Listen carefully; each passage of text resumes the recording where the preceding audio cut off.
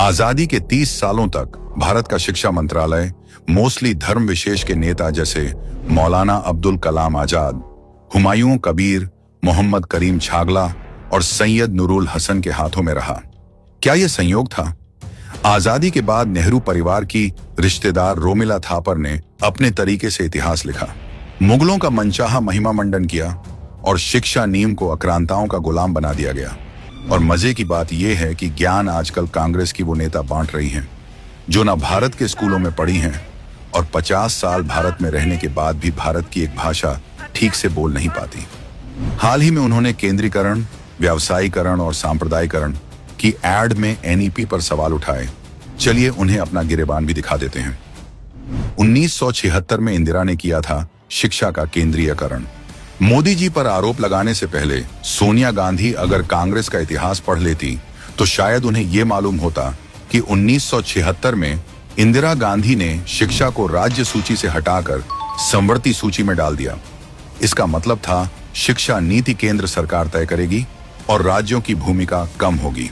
2011 में जब कपिल सिब्बल ने सीबीएसई ग्रेडिंग सिस्टम और सीसीई लागू किया, तब क्या राज्यों से राय ली थी? आज जब मोदी सरकार शिक्षा को रोजगार और तकनीक से जोड़ रही है, तो कांग्रेसियों को राज्य सरकारों के अधिकारों की याद आ रही है। व्यावसायीकरण शिक्षा सुधार के नाम पर सबसे बड़ा ढोंग 2009 में यूपीए सरकार का लाया गया राइट टू एजुकेशन एक्ट था, जिसकी घिसी पिटी धाराओं ने बिना परीक्षा कक्षा 8 तक प्रमोशन ने बुनियादी शिक्षा चौपट कर दी।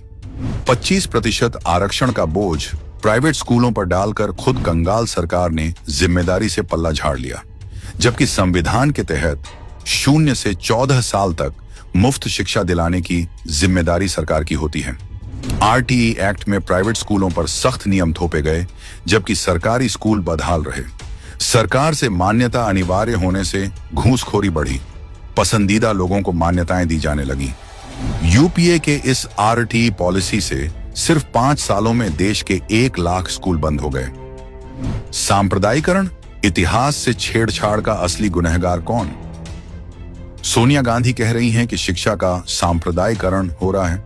इनके राज्य में कैसे किताबों के थ्रू स्टूडेंट का ब्रेन वॉश किया जाता था। उदाहरण के तौर पर कक्षा 6 की हिंदी किताब में लक्ष्मण जी द्वारा सूर्पणखा का नाक काटने और प्रभु राम के राक्षसों का वध करने पर सवाल उठाए गए। कक्षा 5 की किताब में भगवान श्री कृष्ण के नाम पर केशव नामक लड़का आक्रांता का सेवक दिखाया।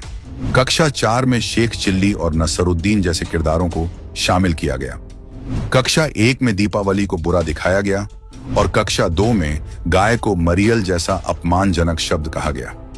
क्लास 1 की किताब में पगड़ी को फटी और गंदी दिखाकर उसका मजाक उड़ाया गया था, जबकि पगड़ी भारत की अलग अलग संस्कृति में सम्मान का प्रतीक मानी जाती है।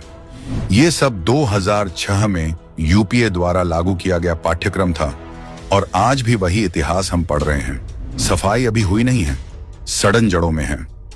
सोनिया जी, आप चिंता ना करें, कूड़ा तो साफ होकर रहेगा।